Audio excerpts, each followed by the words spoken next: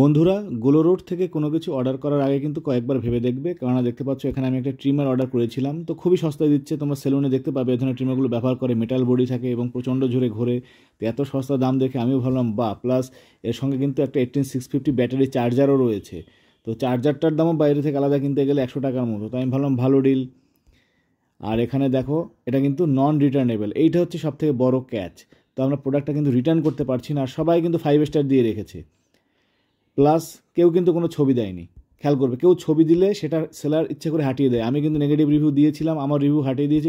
এই যে এখানে দেখো, আমি যে রিভিউ দিয়েছি 1 স্টার, সঙ্গে কিন্তু আমি বেশ কয়েকটা ছবিও দিয়েছিলাম, ছবিগুলো কিন্তু সব হাঁটিয়ে দিয়েছে, কারণ ওরা ডুপ্লিকেট প্রোডাক্ট সেন্ড করে। এবার কী প্রোডাক্টটা সেন্ড করেছে সেটা এবার আমি তোমাদের দেখাচ্ছি। তো বক্সটা ছিল সিম্পল এবং উপরে ভিনটেজ T9 লেখা ছিল, দেখেই বোঝা যাচ্ছে এটাকে কেউ আলাদাভাবে রিব্র্যান্ডেড করেছে চায়না থেকে ইম্পোর্ট করার পরে।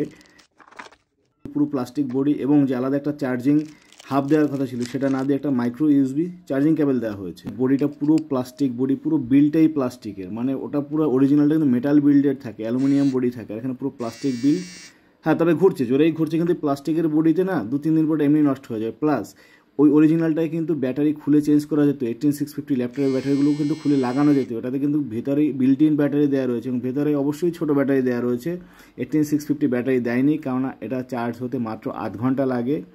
আর এই হেডগুলো এখানে এভাবে সুন্দর করে বসানো যায়, বাট বসানোর যে সিস্টেমটাও না, এটা ঠিক পারফেক্টলি লাগে না, কেমন কেমন হচ্ছে আর কি ব্যাপারটা।